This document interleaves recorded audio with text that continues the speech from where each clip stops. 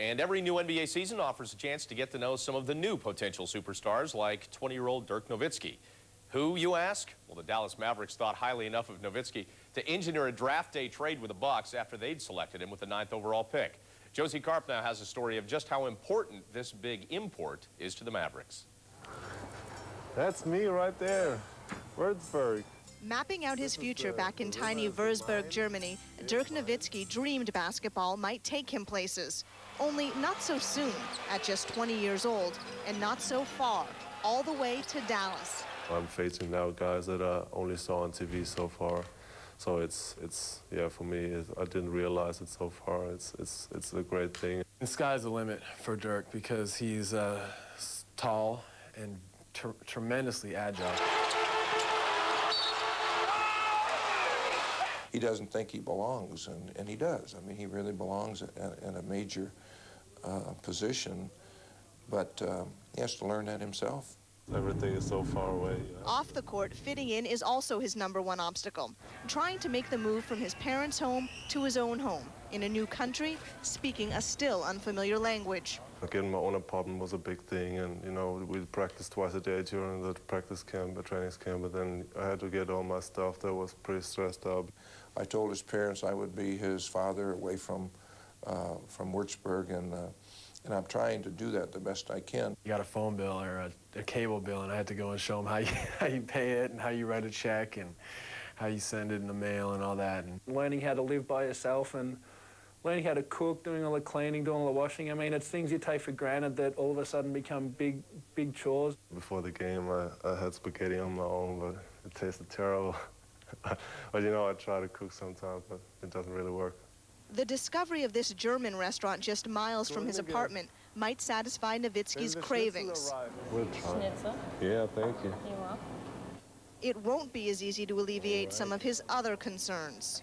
The rookie has to carry the bags of the bus and the hotel and such stuff. We don't have this in Germany, you know, that's not our mentality. If somebody is new, you know, we try to help him and not try to make him do crazy things. He'll tell us a lot of how it should be done because it's done that way in Germany. I'm sure we'll have a lot of Dirk stories by the end of the season. Like the one about the flock of German media that took up residence in Dallas his first month in town, documenting Nowitzki's every move. Like the one about his first night in the NBA, when Nowitzki faced a German legend and missed every shot. You know, when he played at Seattle, he was almost starstruck. He was playing against Atlas Shrimp, and, you know, his eyes were big as saucers. Growing up, Nowitzki's family had a basketball hoop and a handball goal in the backyard. It wasn't until he was about 13 that Nowitzki decided he should hone his skills in just one area. The hardest part about giving up handball, he said, was having to tell his dad, a one-time national champion in the sport, and his coach. He was so surprised, and, you know, he was down for a while. Was he mad? Yeah, a bit, yeah, because he thought I could be a great handball player too, and nobody knew what is going out with basketball. Nobody could have known just where it would take him. In Dallas, I'm Josie Karp. Thank you, Josie. I'd say he's doing all right in his current occupation. Part of the NBA's global appeal is the growing influx of international players. 2 decades ago, there were but a handful of internationally born players in the league. A decade ago, the number had more than doubled, and the trend continued to the point where there are now 36 international players, changing the face of the NBA and the challenge for sports broadcasters trying to say some of these names. As for Nowitzki, Lakers GM Jerry West called him the second-best talent out of the last draft behind Michael Olowokandi. Do you agree? Well, I don't know if he's the second-best talent, but I can see why Don Nelson likes this player.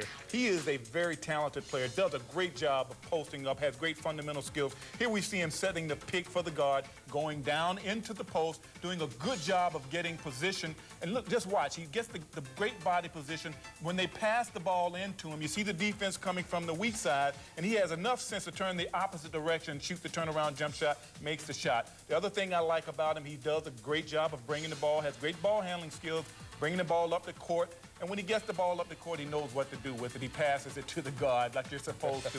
Then he posts up inside. This time we see him, he sees the defense coming from the weak side, that they're not coming from the weak side, so he goes across the lane, up and under, and gets the easy two in traffic. That's what you like about a big player, if he can go inside and play tough inside offensively. Yeah, good smarts for a 20-year-old kid. Coming up next, I guess I've got to call you Professor, because we're going to fire up a new segment on the show titled English Honors. Alex will throw the spotlight on a feature player of the week. Also, some NBA superstars want to share their Valentine's love with you this weekend. I love you, Reggie. I love you, Reggie. So sad. I love you, Reggie. So sad. Happy Valentine's Day.